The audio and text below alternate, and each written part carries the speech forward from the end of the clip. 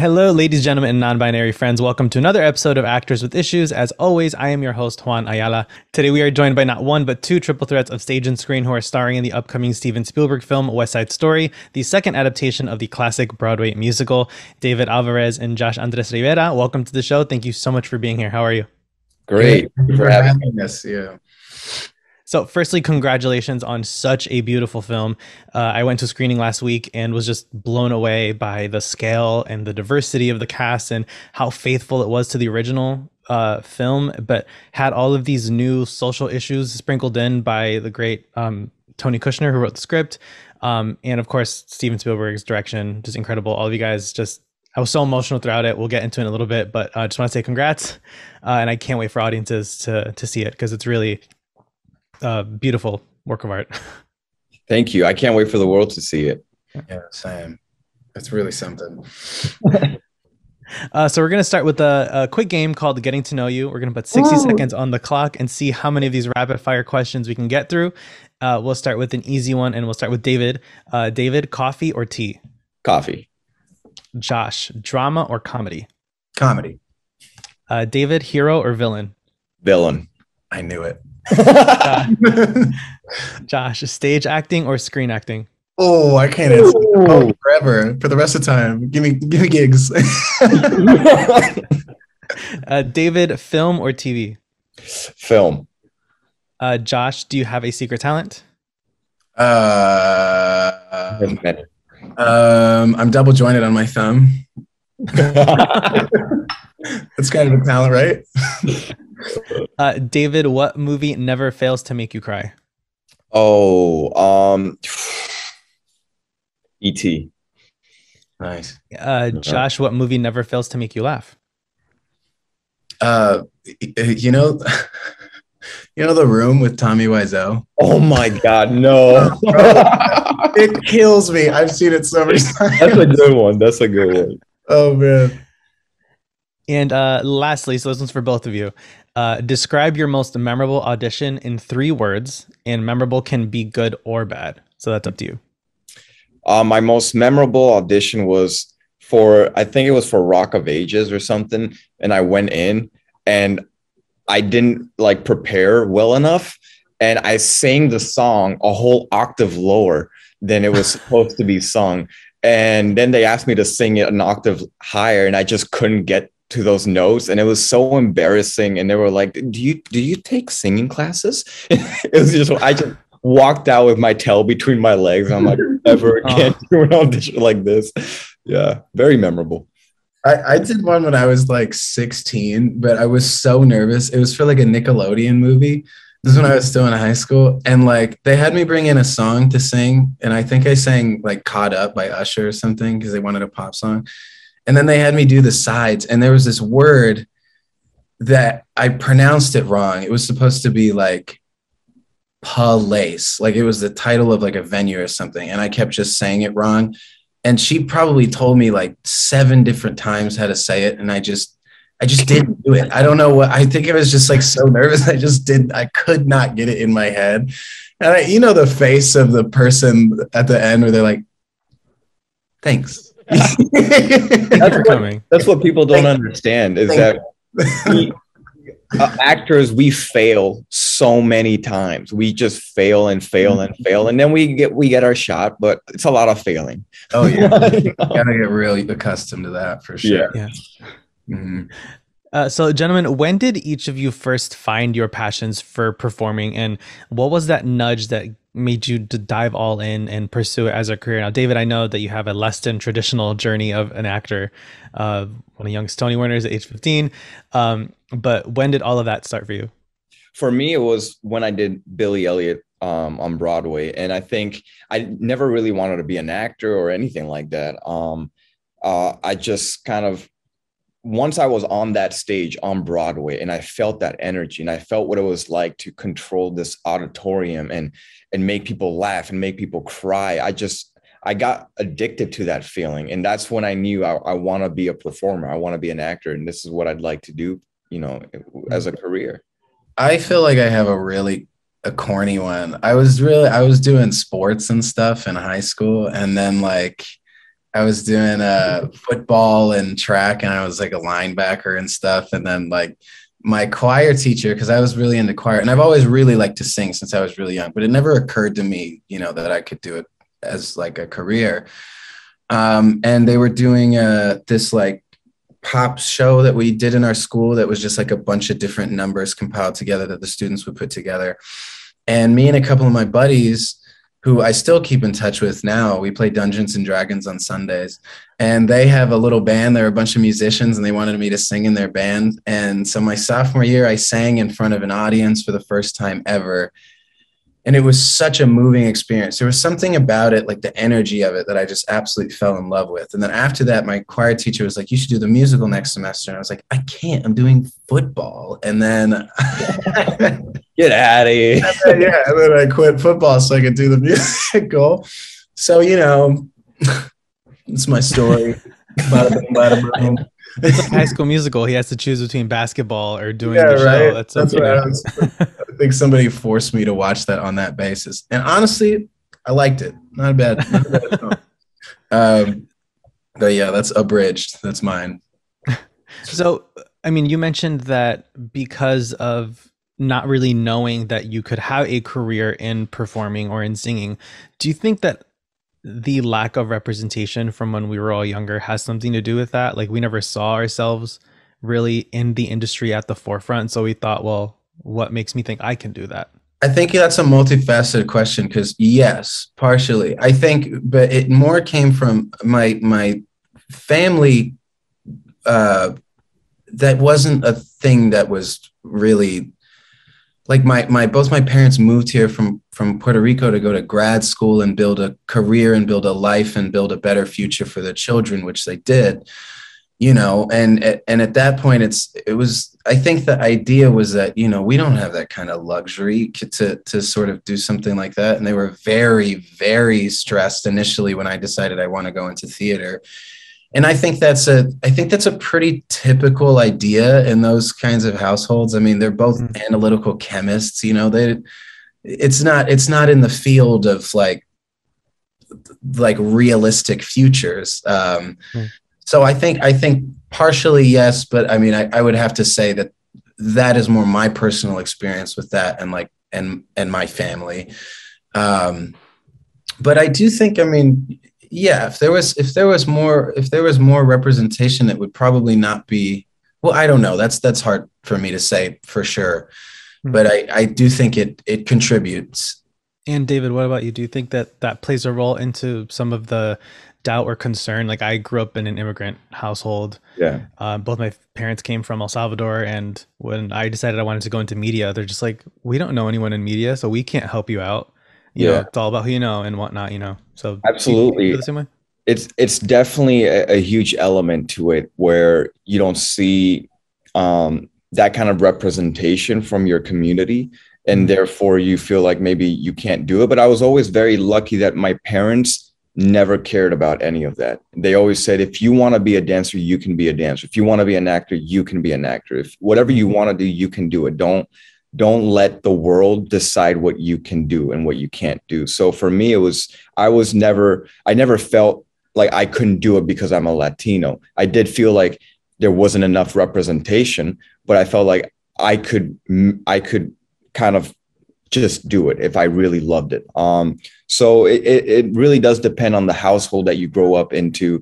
And, I was very fortunate to have a lot of people supporting me along this journey.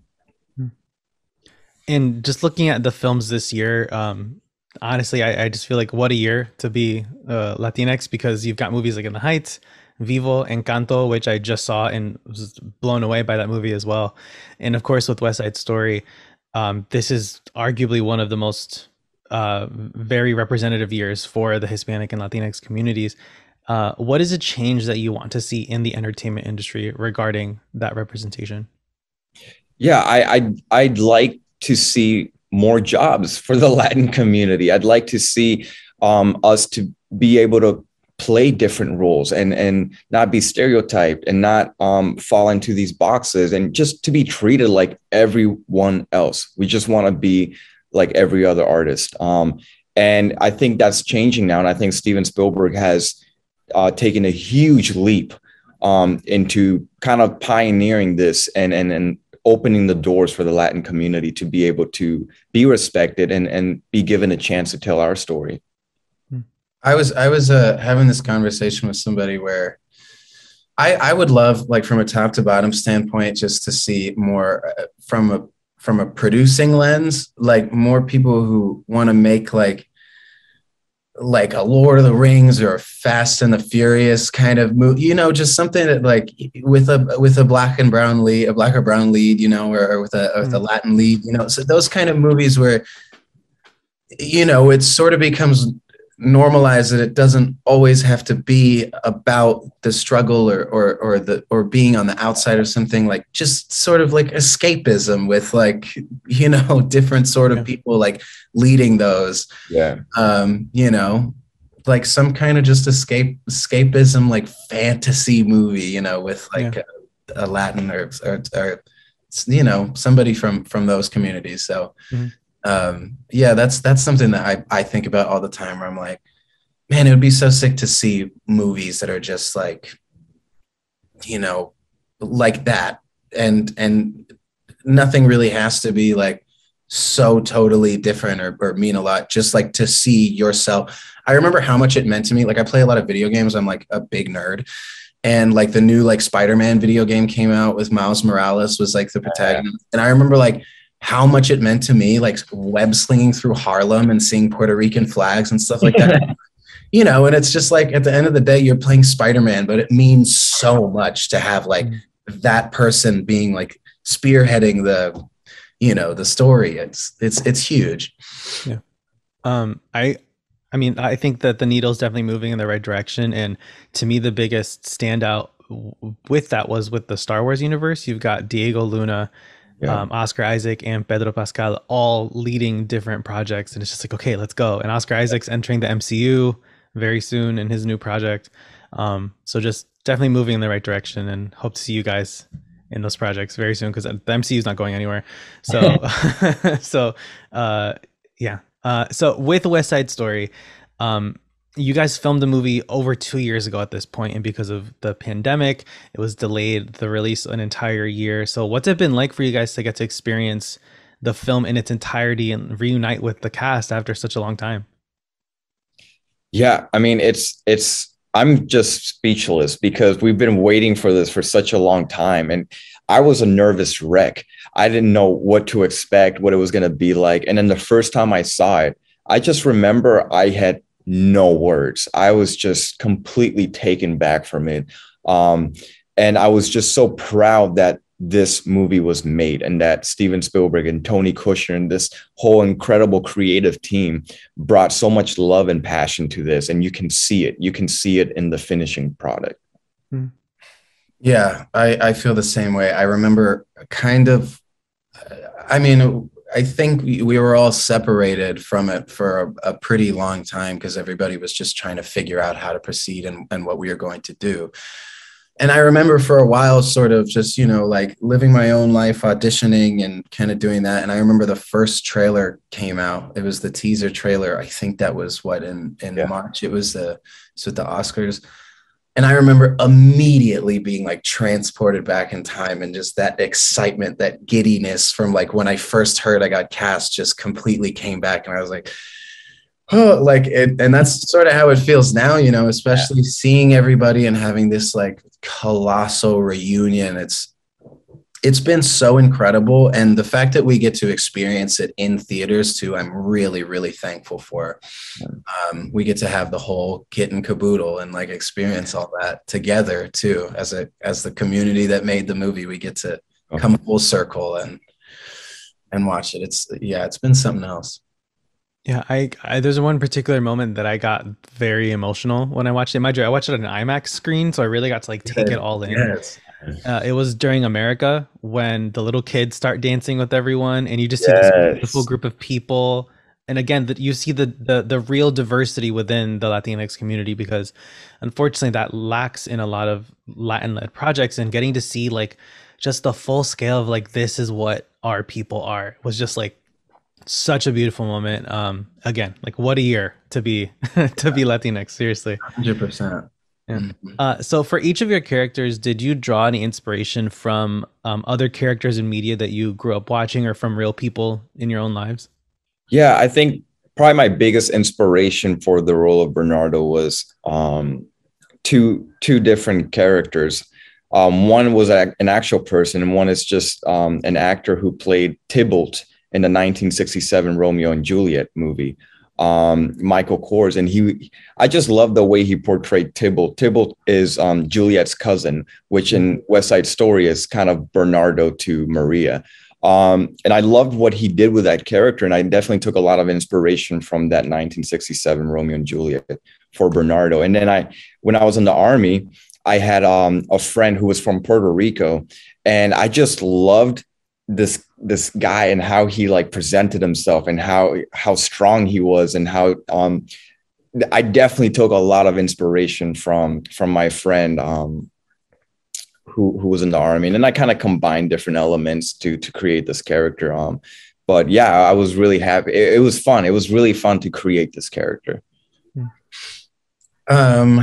Maybe this is bad. I don't know that I took inspiration from like somebody as a whole. I feel like what I really like to do is like observe different qualities in people, and like through the text kind of figure out how those elements come together to make a full disposition and a full person.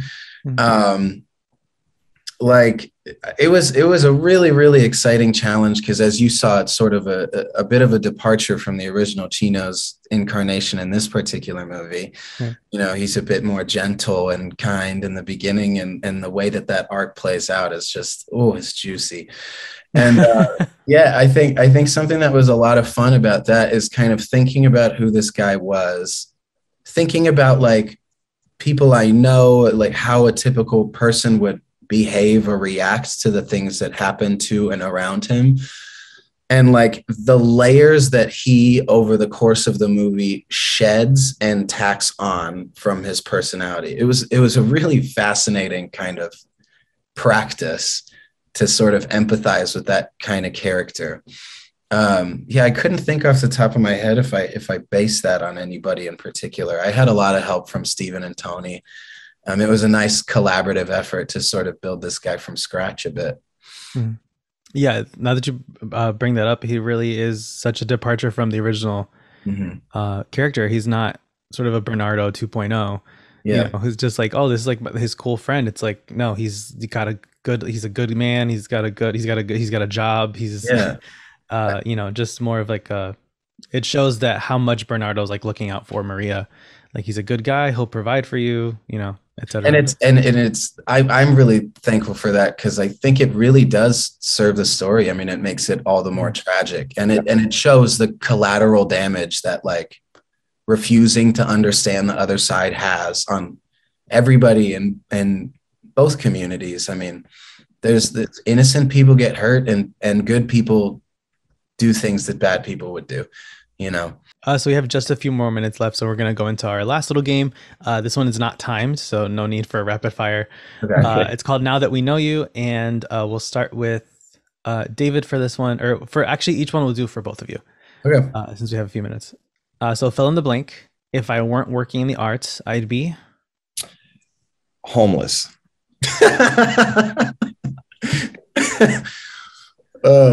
I was gonna say biologist. Dang.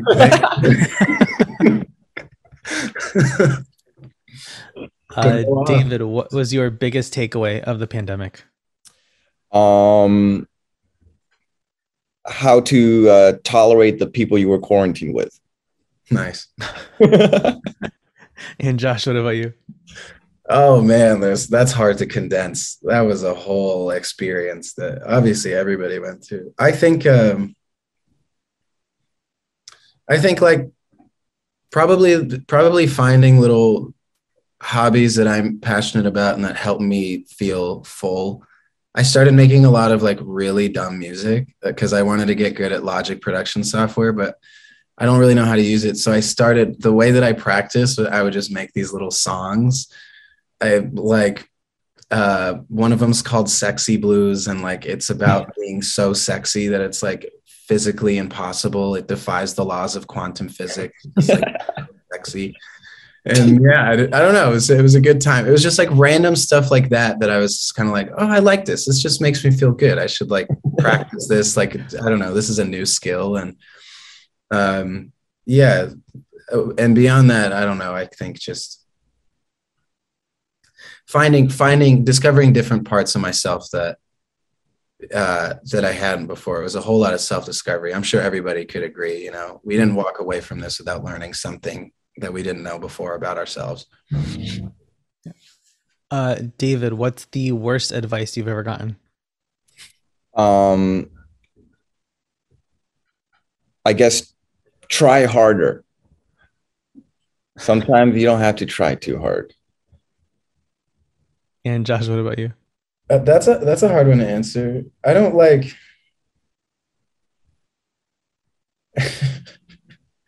There's so many I could say, but for this medium, maybe not so much. Because most advice that I get, I think I take away some sort of like, okay, I get why you feel like that, even if it's like terrible advice. Nothing comes to mind really. Well, in reverse, what's the best advice you've ever gotten? I was gonna say I can think of the best piece of advice that I've gotten. It was from one of my first voice and acting teachers, and he was like, "Don't smile so much. Why are you smiling all the time?" And I know that sounds like kind of weird, but also like I do think that sometimes I and like, you know, probably a lot of people rely on like just kind of that to sort of lean on as a self-defense mechanism or what have you. But I remember him saying like, you're hiding so much of your emotional inner life because you just are smiling. And there's only a handful of dimensions to that. Like you're not opening yourself up by just leaning on that. And I think I did kind of carry that into real life too. Cause you know, like if I'm upset with you and I'm trying to explain it and I'm doing this, it's hard for you to take it seriously. Right. You know, so that's a good piece of advice that I got that served me in life and acting for sure. David, what is the best advice that you've ever gotten? Best advice I've ever gotten has been from multiple people, and that's just to believe in yourself. Don't doubt yourself. And what is a world issue that you think more people should care about? I think a world issue most people should care about. I mean, there's a lot of issues, but a big one is kind of to really try and understand the other side, really try and understand the perspectives of other cultures and other people, other countries, other governments. Just really try to understand, because that's the only thing that's going to lead us to try and get together and make this world a better place. I'm with you there. I remember that being a pillar of conversation that we had a lot while filming, was just kind of the power of even keeping an open mind and dedicating yourself to being empathetic. Yeah. I also, you know, live in New York City, and there's a not small homeless population there, in Los Angeles as well. I think that has to do with a lot of different reasons. And I mean, that's something that I think a lot of times I like to talk to people, and more often than not, you know, people are they're just people who went through it and need a little bit of help. Yeah. And I wish that everybody saw it that way. I think, I think there's like a tendency to dehumanize, and I think that's horrible. Yeah. Yeah. Kind of like the economic inequality in this world. Absolutely. Well, Josh, David, thank you so much for joining us on the show today. And again, massive congrats on the movie. I cannot wait for everyone to see it.